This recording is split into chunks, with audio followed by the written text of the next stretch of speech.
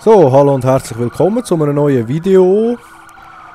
Heute SimCity. Ich zeige euch, wie ihr auf 600'000 Einwohner kommt, oder sogar mehr. Wie ihr seht, das ist noch nicht alles ausgebaut hier hinten. Und ich könnte auch die Straße noch anders bauen, dass noch mehr Einwohner würde kommen. Aber momentan 600'000 ist, glaube ich, nicht eine schlechte Leistung. Und heute zeige ich euch das, wie ihr das ganz einfach erreichen könnt. Und zwar, das Grundprinzip ist Viereckli bauen. Wie ihr seht, fast alles ist Viereckli. Da habe ich am Anfang ein bisschen ausprobiert mit Kurven und so. Aber das macht nicht wirklich Sinn. Ich würde einfach Viereckli bauen, so viel wie Platz haben auf dieser Karte. Und dann natürlich auch schauen, schön aufteilen. Also wie soll ich sagen, aufteilen Industrie ein bisschen, dann Gewerbe ein bisschen mehr. Und den Rest einfach mit Wohngebiet vollpumpen. Wenn ich jetzt mal da drauf klicke, sieht man das. Wirklich überall Wohngebiet. Hier in der Mitte ein bisschen Industrie. Und hier hinten habe ich Gewerbe meine. Und die Industrie habe ich hier hinten im Ecke gehabt. Die habe ich jetzt aber ersetzt durch Wohngebiet. Weil es bringt einfach mehr. Ich wollte die Einwohnerzahl. Wie ihr seht, schon 615'000 jetzt. Ich wollte die Einwohnerzahl erreichen und das war mir wichtiger als Industrie. Weil Industrie braucht es nicht. Was es braucht hingegen ist Gewerbegebiet. Wie wir hier sehen. Aber das reicht eigentlich schon. Hier die zwei kleinen blauen Felder. Ein bisschen mehr kippen. Reicht eigentlich schon. Da sind sogar noch Gebäude abgebrannt. Ich kann das gerade eigentlich schnell abreißen. So. Besser, jetzt könnt ihr hier wieder aufbauen, da kommen schon zwei neue. Und der Rest ist wirklich, wie gesagt, Wohngebiet. Was ich gemacht habe, in der Mitte, einfach ein grosses Viereck, da steht das Rathaus, Polizei, Krankenhäuser und so weiter, Bibliothek, Schule. Eigentlich ziemlich in der Mitte, dass die von hier aus eigentlich am schnellsten überall herkommen.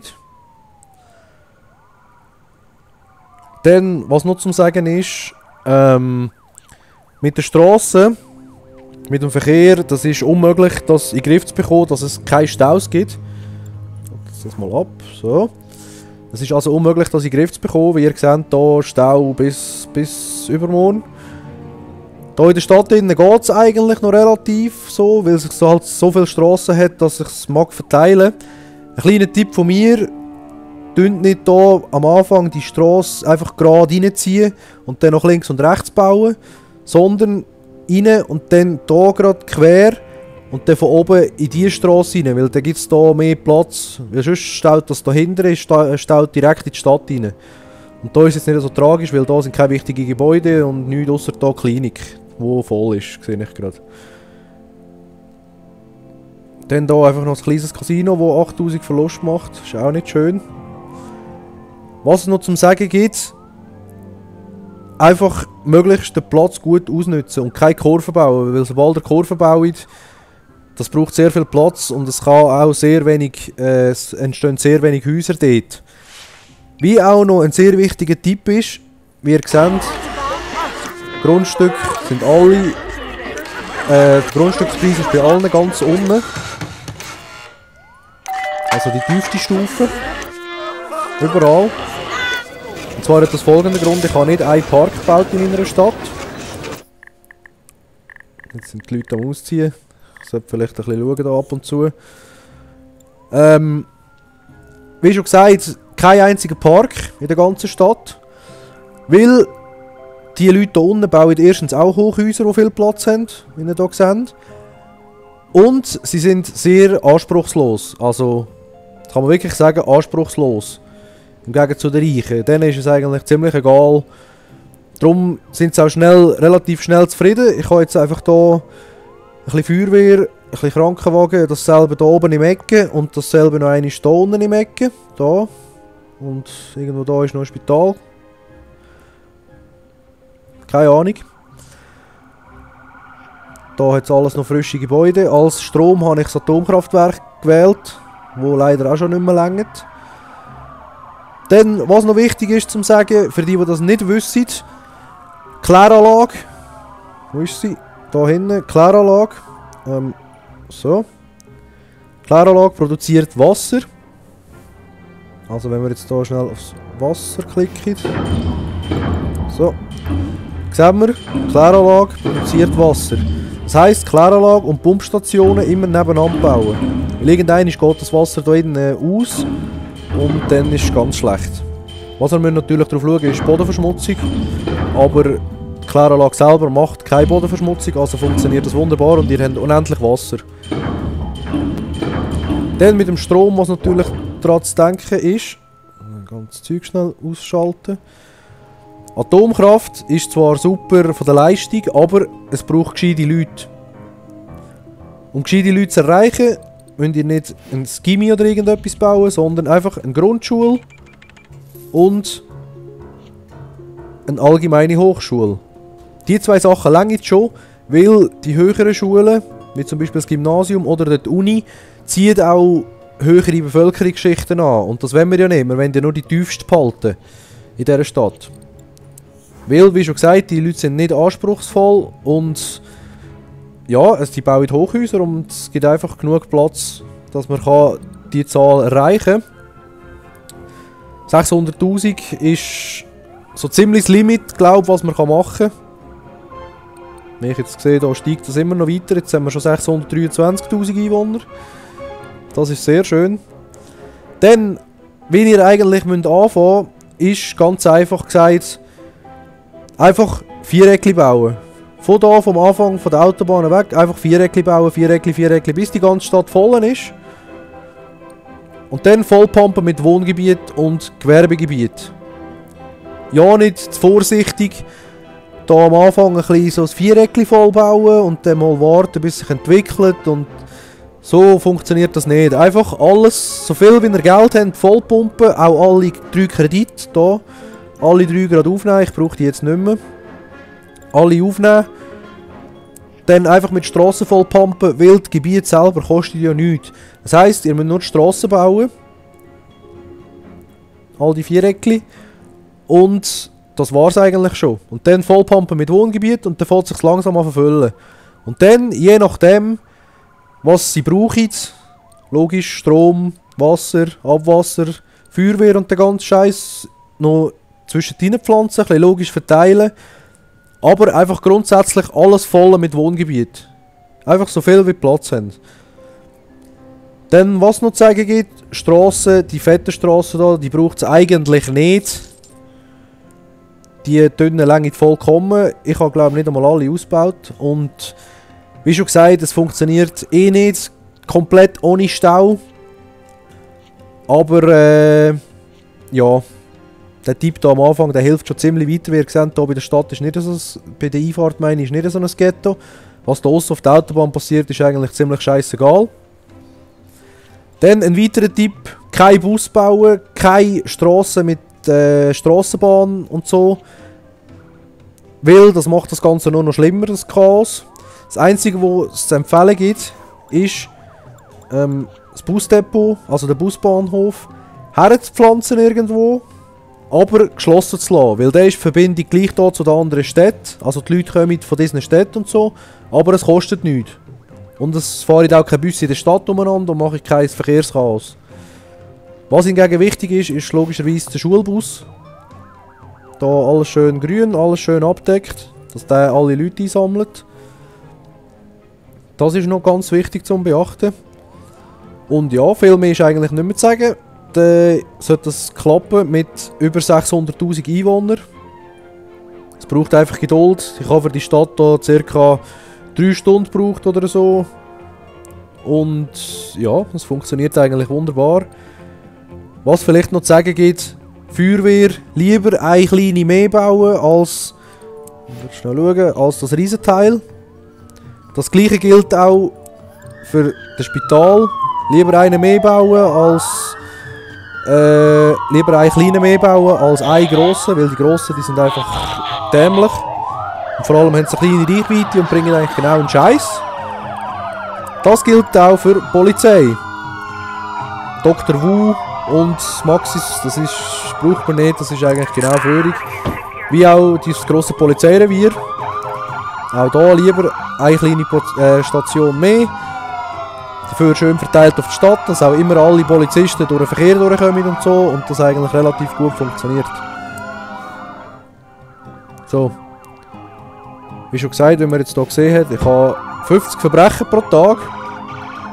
Aber es kratzt eigentlich niemand wirklich in der Stadt. Es ist eigentlich noch relativ gemütlich. Und ich habe, wie viele Polizeistationen habe ich? Ich weiß gar nicht. Hier eine in der Mitte. Eine ausgebaute. Und... ah, zwei nebeneinander. Ja, stimmt. Ich habe ja da... Ich habe ein bisschen viel ausprobiert in dieser Stadt. Und ich bin auch nicht mehr so ganz vom Laufenden. In diesem Chaos. Also die Polizeiwachen hier, zwei nebeneinander. Sind am Überlaufen, so wie ich das sehe. Das Wegklicken, dass ihr mich auch hört. Wie schon gesagt, Polizeiwache. Zwei nebeneinander voll ausgebaut. Längt für 631.000 Bewohner. Knapp nicht, aber wie ihr seht, es ist nicht gelb, es ist nicht rot, also tipptopp. Müll habe ich komplett ausgebaut. Einfach hier Müllhalde mit 4 Brenntürmen und eine zusätzliche Ablagestation. Das reicht dafür 8 Wege, dass sie auch genug mögen sammeln bei so einer grossen Stadt, weil die produzieren natürlich auch Müll, wie gestört. Vor allem da hinten. Da kommt jetzt der Wagen gerade, macht gerade die Runde. Also mal von euch mal anschauen. Dann auf die Müllkarte. Jetzt sehen wir hier den Müll. Ganz schlimm, ganz schlimm. Ja, die zweite Müllhalde würde sich nicht einmal so schlecht tun. Da, wenn ich sehe, 16.000 werden eingesammelt von 32.000. Also ja, es ist eine rechte Arbeit. Das müssen wir dann nochmal schauen. Das Casino da ist eigentlich völlig führig. Das macht mehr Verlust als etwas anderes. Aber ist gleich, das lassen wir jetzt einfach als Spaß stehen. Weil es sieht ja gut aus mit dem Geld. Ich habe am Anfang angefangen, da hinten. Da sind Handelsdepots gestanden. 2, die Plastik und Legierung importiert haben. Dann ist da und da 2 Chipfabriken gestanden, wo Mikrochips, oder wie das heisst, da produziert haben. Sind da die? Da. Prozessor, genau, Prozessorfabriken. 2, da und da. Die haben Chips produziert und in einem anderen Handelsdepot, wo da gestanden ist, habe ich dann die Chips verkauft, die Mikrochips. Und ich habe eigentlich, mein Ziel war, mal die Fabrik zu bauen, aber irgendwie ja, habe ich dann nachher mich entschlossen, auf Einwohnerzahlen zu gehen und nicht auf Geld. Aber ich habe dort schnell irgendwie 1,5 Millionen verdient mit diesen 2 Fabriken. Ist also noch ein guter Tipp zum Handeln. Was noch zum Sagen ist, Handelsdepot, natürlich nicht vergessen, die Lager dazu zu kaufen und das Ganze auch richtig einzustellen, was importieren, was exportieren und so. Und ja, sonst funktioniert das nicht. Das Zeug auch immer gut ausbauen, dass die Transporter fahren können. Und, was ganz wichtig ist, beieinander bauen. Also nicht das Handelsdepot da und die Fabrik irgendwie da hin. Weil bis die durch die ganze Stadt durch sind, dann gibt es wieder Mangel, dann stellen die Produktion ein, dann wird nichts exportiert und dann gibt es riesen Chaos. Also von dem her einfach sein lassen, das Zeug beieinander. Darum habe ich auch die fette Straße gebaut. Ich habe gedacht, ich baue alle wichtigen Gebäude an einer Straße, dass nur die zwischeneinander hin und her fahren. Aber ja, schlussendlich ist das eigentlich genau ein Scheiß, genau sinnlos. Und jetzt ist das ganze Zeug da miteinander verbunden. Es ist jetzt halt hier alles ein bisschen unlogisch, weil ich hier Firmen und Zeugs die Strassen ab Firmen angepasst habe und nicht umgekehrt. Hier noch ein kleiner Busbahnhof. Ja, bringt doch 18.000 Passagiere pro Tag. Also lohnt sich sicher, der Bahnhof. Wie ihr seht, 643.000 Einwohner. Es kommen immer mehr. Da jetzt können wir eigentlich die Steuern noch ein bisschen senken auf 6%. Seht ihr, machen wir gerade Minus. Also das macht natürlich krass Unterschied jetzt. Wie ihr seht, muss ich nur hier verstellen, weil ich habe ja auch nur die tiefste Stufe. Das ist natürlich ein guter Tipp, weil da spare ich erstens viel Geld bei den Parks, nämlich 0. Und die Leute sind anspruchslos. Also wie ihr seht, die Ausgaben sind eigentlich nicht so wahnsinnig hoch, außer für Gesundheit. 6'000 ist relativ viel. Strom, Wasser ist eigentlich billig und auch die Polizei ist noch recht teuer, aber sonst haltet sich das in Grenzen. Die Steuern sind natürlich sau tief, 6%, also das ist ganz krass. Kredit habe ich auch nichts, der kostet. Hier Industrie und Gewerbe kann man ruhig ein bisschen höher lassen. Ja, die mögen das vertragen und die bringen hier eh nicht so viel Kohle, aber immerhin. Wenn ihr wollt, könnt ihr natürlich die Industrie auch lassen, ein Stückchen weit. Was dazu zu sagen ist, natürlich auf den Wind achten. Aber das ist ja eigentlich klar. Das sieht man ja hier, wenn man das Industriegebiet bauen, sieht man ja die Windrichtung.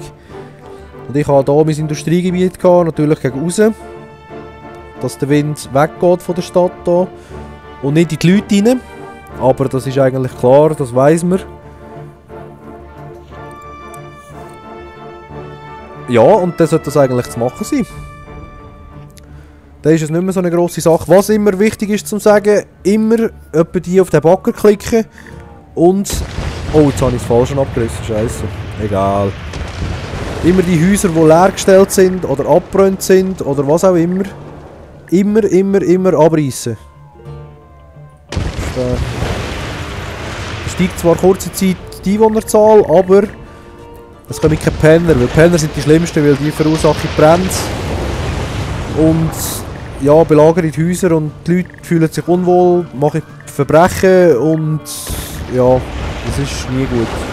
Es gibt nur Probleme und das mit der Polizei ist sowieso so eine Sache, die sicher sind eh arschlangsam und hocken alle auf einem Haufen. Also von dem her, noch mehr Verbrechen können wir gar nicht brauchen. Ja, das wäre es soweit. Angefangen habe ich übrigens mit einem Kohlekraftwerk. Und zwar das hier. Da hat es aber irgendwie einen Bug gehabt, und zwar hat es keine Kohle mehr importiert. Da habe ich es abgerissen und ein Ölkraftwerk hergestellt.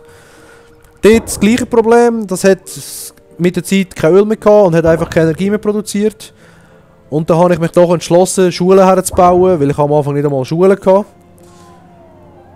Und dann das Atomkraftwerk herzubauen. Das ist, so wie es aussieht, sicher und keine Strahlung. Aber es liegt eben auch immer an den Leuten. Das heisst, wenn ihr keine Schule habt und dumme Leute, dann gibt es eine Kernschmelze. Und dann ist sozusagen ein Viertel, sogar ein bisschen mehr, bei so einem Teil ist einfach verseucht. So radioaktiv verseucht, wo ihr nicht mehr Wohngebiet bauen könnt und dann könnt ihr es eh gerade vergessen mit so vielen Einwohnern. Das heisst, höchstens noch Industrie bauen da und wenn überhaupt, vielleicht eine Feuerwache oder so, aber viel mehr kann man dort nicht mehr rausholen, schon gar kein Wasser oder irgend so etwas. Und ja, das sind eigentlich so meine Tipps, wie ihr erfolgreich Bürgermeister werdet. Was auch natürlich zum Sagen ist, nur ein Rathaus bauen, nicht weiter das Bürgermeisterhaus oder sogar eine Villa ja nicht bauen, weil das zieht höhere Leute an. Und wie gesagt, die wollen wir ja nicht. Das gleiche gilt mit dem Flughafen. Zieht auch nur höhere Leute an. Denkmäler, Parks und das ganze Zeug zieht auch nur höhere Leute an. Also einfach sein lassen. Einfach sein lassen. Wie ihr seht, die Leute sind auch relativ glücklich. Jetzt gerade nicht, weil ich da natürlich abgerissen habe. Sogar ohne Parks sind die sicher glücklich, also ja, wieso soll man Geld raushauen für das Zeug, wenn man es eh nicht braucht. Einfach, was sicher immer wichtig ist, immer schauen, was sie brauchen. Und das Zeug auch ein bisschen, wie soll ich sagen, überlegen, bevor man es baut.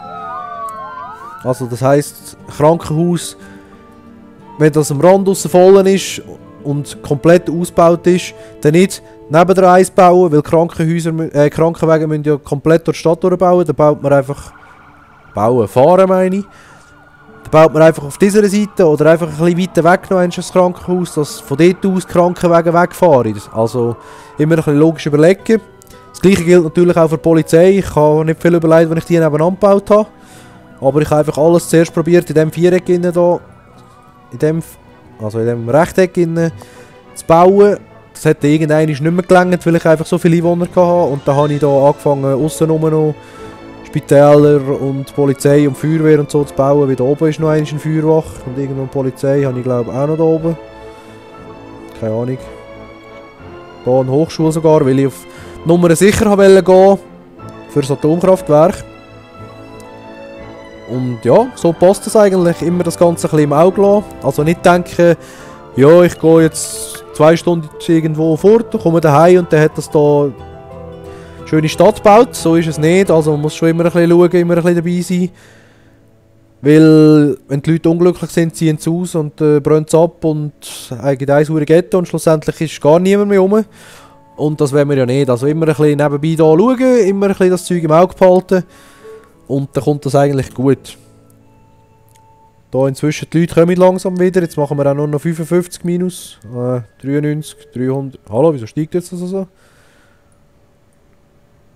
Komisch. Ah, weil da die Leute am Einziehen sind. Das ist noch im Bau. Wenn der da steht, gibt es dann wieder ein paar Einwohner mehr. Die zahlen dann natürlich auch mehr.